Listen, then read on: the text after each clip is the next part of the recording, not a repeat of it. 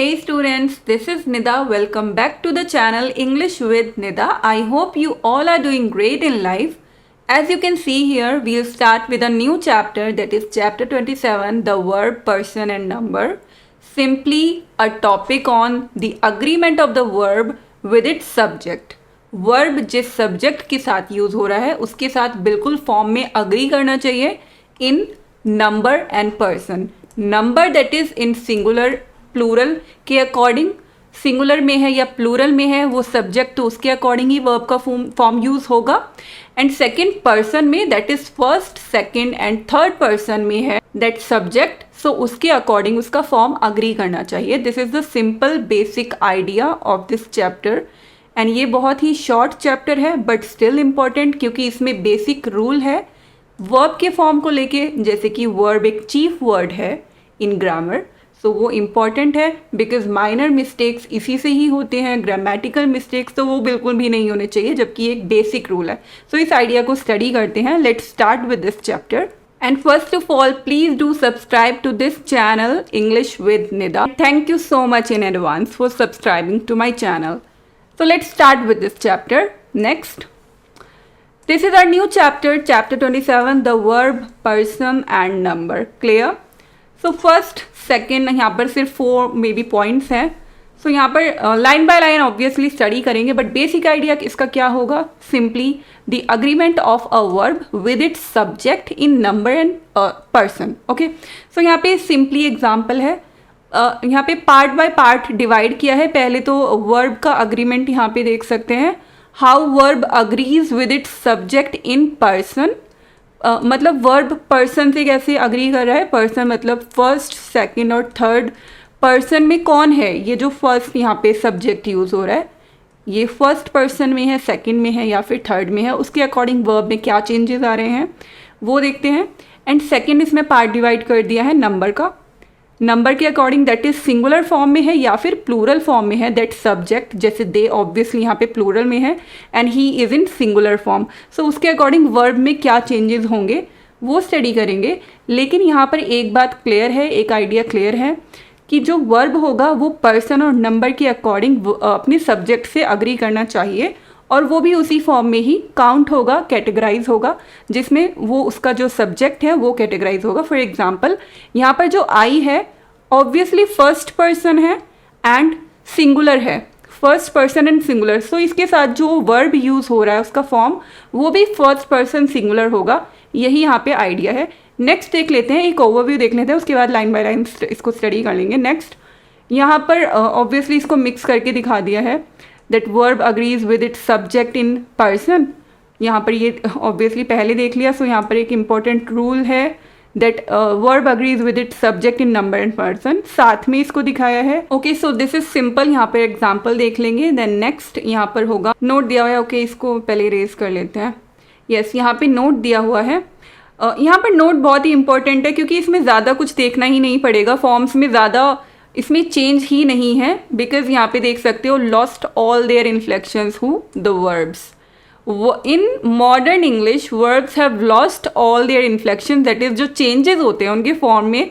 जैसे कि mostly verb कोई वर्ड है उसमें लास्ट में एक्स्ट्रा एस ऐड हो गया या फिर ईडी ऐड हो गया किसी डूइंग वर्ब में या फिर किसी हेल्पिंग वर्ब में. जो क्या चेंज आ रहे हैं वो बहुत ही माइनर हो गए हैं in modern English. Older English में मे भी हो सकता था, but here in modern English verbs have lost all their inflection except in some cases, जैसे कि यहाँ पे दिखाया हुआ है. सो यहाँ पे देखते हैं, इसको स्टडी करते हैं line by line. And yes, line by line मैं इसलिए बोल रही हूँ because I have seen a comment on my channel. Someone said from you that I teach line by line, and yes, it's my habit because I study line by line, so I teach line by line. Okay, so point number 1 of this chapter is the verb like the personal pronouns. Personal pronouns का बिल्कुल एक first जो video है वो देख सकते हो इसमें और क्लैरिटी के लिए. So the verb like the personal pronouns has 3 persons. Clear? First, second and third person. जैसे कि पर्सनल प्रोनाउन कौन से होते हैं? आई, वी, यू, ही, शी, ये सभी पर्सनल प्रोनाउंस है. डिटेल में चैप्टर आप देख सकते हैं, प्लेलिस्ट में एडेड है. एंड इसमें 3 पर्सन्स थे, first, second and third person. First person में obviously I, we, second person में you and third they, he, she, ये सभी थर्ड पर्सन। सो जैसे कि पर्सनल प्रोनाउन में होते हैं वैसे ही वर्ब में भी ये पर्सन होते हैं। सो यहाँ पे आई, यू एंड ही, ये किस फॉर्म में है, किस पर्सन या फिर नंबर में है? लेट्स सी दैट आई यहाँ पे फर्स्ट पर्सन हो जाता है, यू भी यहाँ पे second person and then he is in third person. First second third person तो है बट सिंगुलर फॉर्म यहाँ पे शो कर रहे हैं, singular in first second and third person, क्योंकि यहाँ पे ऑब्वियसली थ्री पर्सन्स की बात हो रही है तो उसके अकॉर्डिंग देखते हैं, सभी ये सिंगुलर ही हैं। सो यस, थ्री फॉर्म्स में क्या चेंजेस आए हैं वर्ब में? कुछ चेंज नहीं हुआ है एक्सेप्ट दिस थर्ड पर्सन, यहाँ पे एक एक्स्ट्रा एस ऐड हो गया है, दिस इज द इन्फ्लेक्शन जिसको हम बोल सकते हैं। So I speak, you speak, या फिर ओल्डर इंग्लिश में thou speakest, and then he speaks. So यहाँ पर सिर्फ एक ही चेंज देखने को मिल गया है, दैट इज थर्ड पर्सन में, सिंगुलर में, he speaks. This shows the agreement of a verb with its subject in person obviously.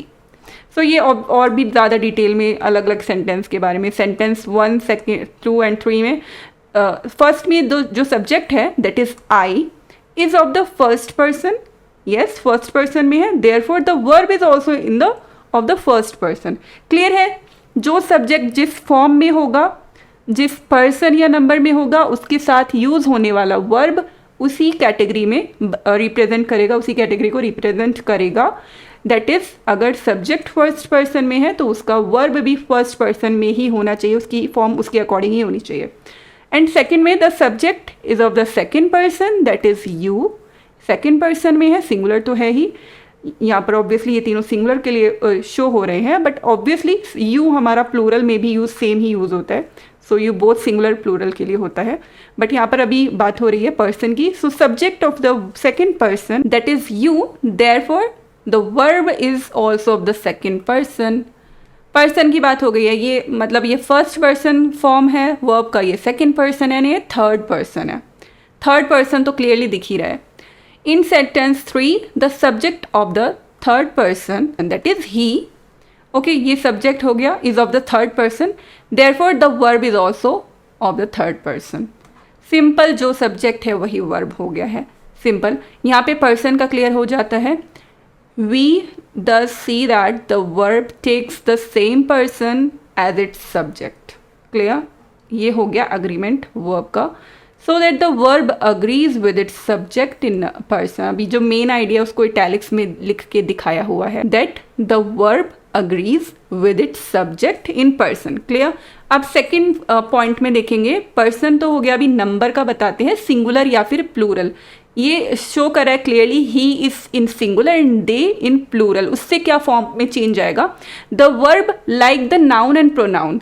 जो वर्ब होता है बिल्कुल नाउन और प्रोनाउन की तरह, दो नंबर होते हैं इसमें, 2 numbers, that is the singular and plural. So ऐसा नहीं है सिर्फ नाउन या प्रोनाउन में ही फर्स्ट सेकंड थर्ड पर्सन का कॉन्सेप्ट है या फिर सिंगुलर प्लूरल का है, वर्ब में भी है। And obviously verb is a chief word in grammar, so ये कैसे ही पीछे रह जाएगा। इसमें भी सब कुछ इंक्लूड है। The verb like the noun and pronoun has 2 numbers, the singular and the plural.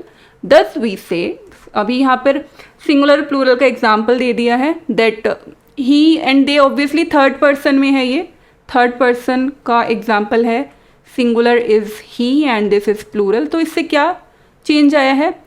Singular form में यहाँ पर ये सेम ही एग्जाम्पल है, ऑब्वियस सी बात है। ही स्पीक्स, एस ऐड हुआ है जस्ट, ये फॉर्म में चेंज आ गया है। सिंगुलर को ये यहाँ पर रिप्रेजेंट किया है। दे अगर प्लूरल हो जाता है, that subject that is a pronoun, उसके साथ जो वर्ब यूज़ हो रहा है दे स्पीक, यहाँ पर कोई एस एक्स्ट्रा ऐड नहीं हुआ है और यहाँ पर भी सेम ही था। Speaks, you speak, I speak, he speaks या फिर she speaks and they speak. Okay, so simple यहाँ पे फॉर्म में सिर्फ ही that is third person singular में ही चेंज है, इवन थर्ड पर्सन प्लूरल में भी नहीं है, थर्ड पर्सन सिंगुलर में है। सो यही डिफरेंस है बस, और ज़्यादा कुछ इसमें है नहीं। सो आगे देखते हैं। This is because of the difference in number of the subject. Subject के नंबर में डिफरेंस आया है तो यहाँ पे वर्ब के फॉर्म में चेंज आ गया है उसके ही according. So as both the subject are of the third person, दोनों ही सब्जेक्ट थर्ड पर्सन के हैं ऑफ कोर्स। इन सेंटेंस 1 दोनों ही थर्ड पर्सन की है। सेंटेंस 1 में सिंगुलर है, सब्जेक्ट इज सिंगुलर, तो वर्ब भी सिंगुलर है। सेंटेंस 2 दैट इज यहाँ पर ये बोल रहे जो स्पीक्स है वो सिंगुलर है, सिंपल, एंड यहाँ पर स्पीक्स थर्ड पर्सन में है। सो ये ध्यान रख सकते हैं अकॉर्डिंग टू द सब्जेक्ट, क्योंकि वो उससे अग्री कर रहा है। In sentence 2 the subject is plural, therefore verb is also plural, simple. अब यहाँ पर ये देख सकते हो आई स्पीक भी है और दे स्पीक भी है, बट ये दोनों ही वर्ड सेम है, बट कौन सा वाला यहाँ पे प्लूरल वर्ब है? ऑब्वियसली क्योंकि दे यहाँ पे प्लूरल को रिप्रेजेंट कर रहा है तो इसका ये वाला वर्ब प्लूरल होगा, बट यहाँ पर नहीं है because I is singular. Okay, so ये क्लियर है, क्योंकि वर्ड पे नहीं जाना है, उसके मीनिंग पे जाना है। जैसे कि हर बार बोलती हूँ मैं वीडियोज़ में कि सेंटेंस के सेंस को देखना है, सिर्फ वर्ड टू वर्ड उसको नहीं देखना है, लिटरली उसके सेंस को देखना है। जैसे कि दोनों वर्ड सेम है बट इसका मीनिंग तो डिफरेंट निकल गया। So let's move forward. We the see that the verb takes the same number as its subject और the verb agrees with its subject in number. जैसे कि यहाँ पे था वर्ब अग्री करेगा सब्जेक्ट से, यहाँ पर भी वर्ब अग्री करेगा सब्जेक्ट से। यहाँ पर किसके साथ?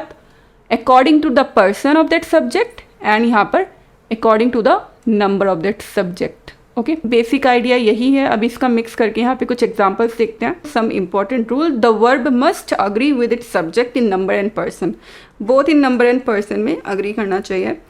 That is the verb must be of the same number and person and subject. अब यहाँ पर दोनों को मिक्स करके दे दिया है। कोई भी एक सेंटेंस है उसमें वर्ब है और इसका ये सब्जेक्ट है, तो इस सब्जेक्ट जिस नंबर में होगा, जिस पर्सन में होगा, उसके साथ ही अग्री करके वर्ब का फॉर्म होना चाहिए। सिंपल यही आइडिया है। नंबर इज सिंगुलर है या फिर प्लूरल है, plural person is first, second and third person, तो क्लियर आइडिया है। सो उससे अग्री करना चाहिए, वही करेक्ट रूल होगा। So yes, does we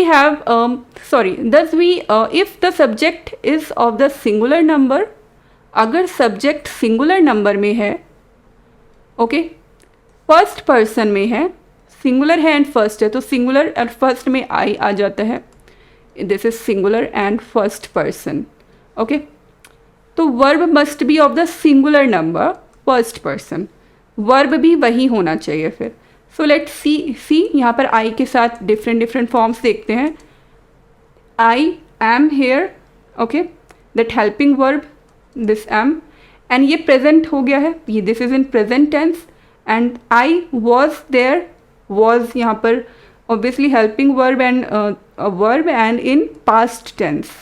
okay, I के साथ एम, आई के साथ वॉज, सो ये इसके साथ अग्री कर रहा है क्योंकि सिंगुलर फॉर्म में ही है, ये सिंगुलर है और फर्स्ट पर्सन में है। तो I have a bat, I play cricket, यहाँ पर ये पोजेशन दिखा दिया था इधर। Okay, I have a bat and then this is a doing verb, यहाँ पर आई प्ले क्रिकेट। आई के साथ क्या क्या यूज हो रहा है? प्रेजेंट में I am here, past I was there, possession I have a bat, possession में आई हैव लगेगा, हैज नहीं आ रहा है। आई प्ले क्रिकेट, कोई एस ऐड नहीं हुआ है। If the subject is of the singular number, singular number में है लेकिन थर्ड पर्सन में है, थर्ड पर्सन में यही आ जाते हैं ही और शी, ओके, एंड सिंगुलर है ये। So verb must be singular number and third person. He is here, I के साथ एम आ रहा था, अभी सिंगुलर है बट थर्ड पर्सन है, ही इज हेयर, इज आ गया है। ही वॉज देयर, ये सेम ही है। He has a bat, possession form दिखा रहा है, तो यहाँ पर ही के साथ मतलब सिंगुलर है एंड थर्ड पर्सन है तो हैज़ यूज़ हो रहा है, हैज़ इसी में ही यूज़ होता हुआ दिखेगा। यहाँ पर सिंगुलर और third person, that is he has, she has, he has a bat, he plays cricket.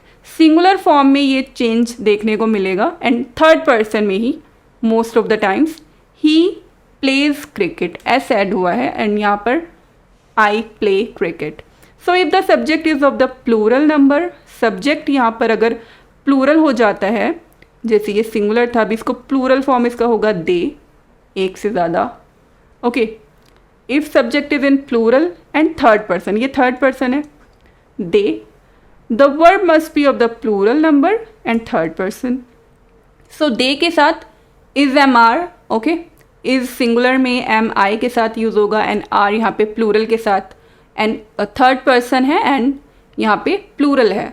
They are here, present tense में they are here, past tense में दे वर देयर। वॉज था यहाँ पर पास्ट में but singular के साथ था, he was and I was, but plural form आ रहा है तो I they were there. Okay, plural का यहाँ पे डिफरेंस आ गया है। दे यहाँ पे प्लूरल के साथ हैव आ गया बट आई के साथ भी हैव आया था। They have bats, okay, so ये प्लूरल बैट्स यहाँ पर आ गया है। They have bats, I have a bat. यहाँ पर नेक्स्ट दे प्ले क्रिकेट, कुछ एक्शन शो कर रहा है अगर verb, this is a verb play. Okay, so ये एक्शन वर्ड है। दे प्ले क्रिकेट, यहाँ पर कोई एस एक्स्ट्रा ऐड नहीं हुआ है। एस यहाँ पे थर्ड फॉर्म एंड सिंगुलर के साथ ऐड होता हुआ ही दिखेगा most of the times.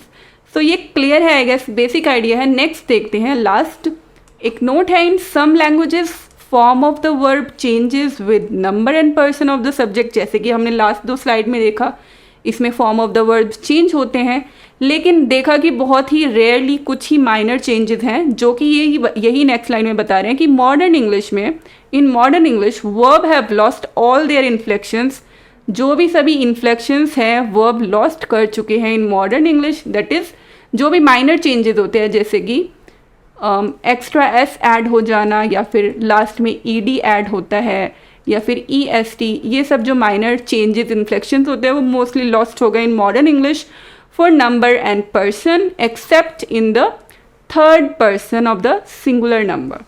Okay, यहाँ पर इसकी बात हो रही है ऑब्वियसली, जहाँ पर एक्स्ट्रा एस ऐड होने की बात हो रही है। एंड जैसे कि नोट में बताया जा रहा है except in the third person of the singular number, that is he के साथ। तो यहाँ पे क्लियर है सब कुछ, फर्स्ट सेकेंड थर्ड पर्सन, ये सिंगुलर है एंड ये हो गया है plural. Okay, so I speak, कहीं पर भी कोई डिफरेंस नहीं है एक्सेप्ट दिस, वही नोट में बोल रहे हैं थर्ड पर्सन एंड सिंगुलर में ही कुछ चेंज है, दैट इज एक्स्ट्रा ऐड हुआ है।